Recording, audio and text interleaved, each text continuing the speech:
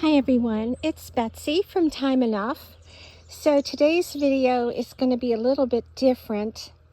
I thought I would share with you how I'm going to put together a little pond, container pond for this spring and summer and into the fall.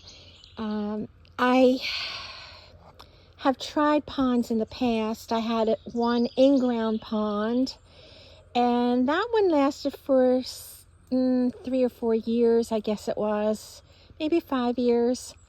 And then I just got tired of the maintenance. Every spring I'd have to clean it out.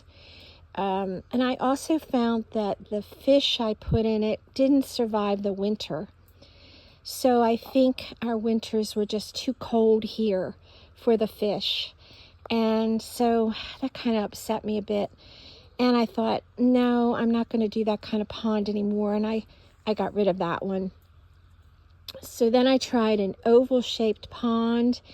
And that worked all right, except it was a bit shallow. And if you do put even just a couple fish in like I did, they jumped out. So that only lasted a year. So this is about maybe my third or probably my fourth attempt at a container pond. And I just didn't want to spend a ton of money this year. So I actually went on YouTube and looked at some other people's videos. And I found a man, I'll leave his link below, who put together a pond using a 20-gallon container from Lowe's. And that's what this is. I just got it this morning. There it is. A rope handle tub, 20-gallon. And believe it or not, it only cost a little over $10. I saw one on Amazon that was pretty. It was a kind of a wider, probably round, wider, lower type pond. It had a shelf, and I thought, oh, that's pretty, because it came with a pump and everything you needed. However, the price was $140 some, and I just didn't want to spend it for that. I mean, basically, it's a container with a pump. So I decided to get this container and try this simple one. I'm going to take off the rope handles. I don't really need those. I guess you could leave them on there. I don't really see how that would make much of a difference, but I think it might look a little better. Oops, there's my Cavalier King Charles. That's Halo. Anyway, so I'm probably going to do this in steps. Step one today is just, as you can see, I rinsed it out. I got some sand to put in the bottom, and I got some pebbles. And I'm going to rinse those all out and get those in next, and then put my water in and let that sit for a bit. So I will see you back in a little while. So I washed off my black river rocks, and I put those in a green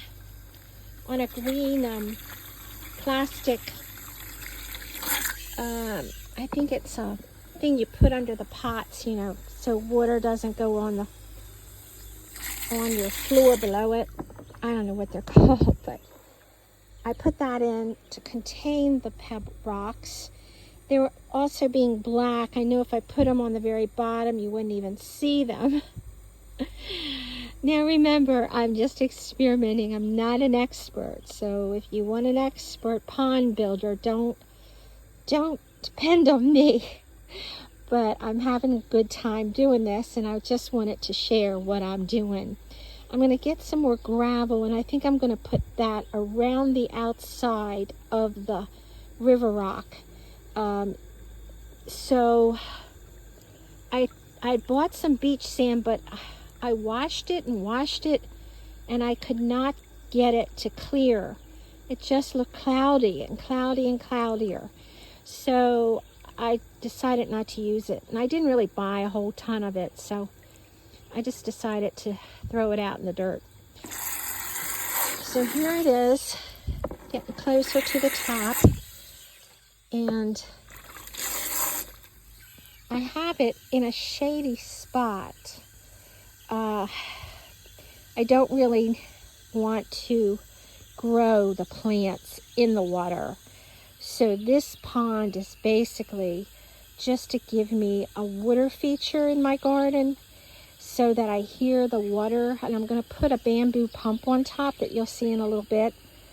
So that's my goal, just to have a little water feature, not to grow the plants or to worry about that or a lot of fish or anything. I might put 1 or 2 fish in there, possibly some shrimp, but that's about it. Okay, so I filled up the pot to around, I'd say 4 inches from the top, and then I fixed up my bamboo pump that I got off Amazon, which I thought was kind of cool. It's very simple. It's like so easy to put together. All I did, it comes with a pump, so you just connect a tube to your wire, the black wire, which you plug in, and you just have to put this section in that hole that sits across the ledge of your container, and there's a wedge in the back. And you see that wedge? That you can adjust to the height that you want, so you can make this taller or shorter. So that's where I put mine. And also on the pump, you can adjust the flow. I like that. I thought it wasn't too much and it wasn't too little. Just right, as Goldilocks would say. And I put in this water lettuce that I got at the garden store yesterday. I don't know how that will do. It might not last very long. I don't know. But I thought it was pretty, and I just try one. Now, I still need to I want to put in some more gravel at the bottom, around that green thing, I think. And maybe I'll get some more rocks. I was thinking I could possibly make a shelf, too. I could put in some bricks or some stones, big or rocks, and pile them on top of each other, and I could put a water plant sitting on top of that. But for right now, I'm really happy with it. I mean, it was so simple, and that's what I wanted. I wanted simple. Let me just back up so you can see what plants I have around it.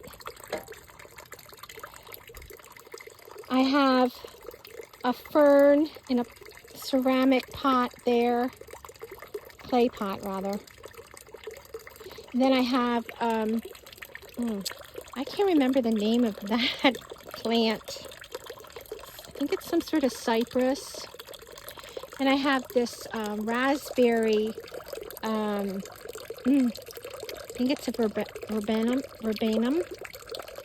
and a hydrangea that's coming in bloom behind it. I have a New Guinea impatient hanging basket. And over here I have an old bird bath that I converted into a planter. And these are called wishbone flowers, or Terrenia. And this is just some kind of vine that has come up from last year. And on this side, I have a Jacob's ladder in a pot, plastic pot. And you see that? I got that from Dollar Tree for $1.25. And then I have this angel I've had for years. I have a rose bush behind her. And up here, you probably heard the birds singing. That's because I'm right beside its little house. It's a wren. and it has made a little stick nest inside of there. It's full of sticks. They love to make their nests out of sticks. The males do that, and then the females come and put some soft stuff on top. I think that's so cool. And then I have this big container I just put together. I put in some let's see, some more Terrania, another impatient, and this is sweet potato. I love that lime green. And beside it, I put this in. It's that clover stuff. I can't remember the name of it. It gets a little white flower, but it's burgundy. Right now it's a little wet because I just sprayed them with the hose. And then I found a little seedling of my red maple tree up front, and I stuck that in the middle. That tree up front is so beautiful in the fall. So I thought, well, I'd see how it did there. So that's about it for now. I think I'm going to get a couple more plants to put like around the bottom here to hide the black a little bit more. But if I add more stuff, I will show you. Oh, and I added this. This is called King Tut, a King Tut grass. I just love that thing. It grows tall, and it's just kind of architectural to me. It gives an architectural element to your garden. So up on top of the bird bath, I have some more of that purple Terrania. I hope I'm saying that right. Tornia, Terrania. So that's about all I wanted to share. I hope this might inspire you to try your own little container. I mean, you don't have to use this black one. You could use a fancy ceramic one. You could use just a big flower pot that has the hole plugged in. You know, something that does not drain. And make your own. They're very, very easy.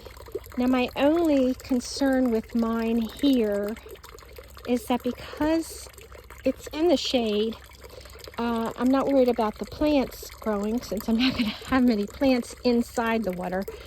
But it is under a lot of trees, so I'm going to get debris on the top. I'm going to have to keep up with that, get some sort of fish net to fish that out every day. But I didn't want to put it in the sun because it would make the water too hot if I did put any shrimp or one or two fish in there. I've heard that the white cloud minnows are excellent for a container pond like this. I'm not sure if PetSmart carries them. That's about our only pet store close by.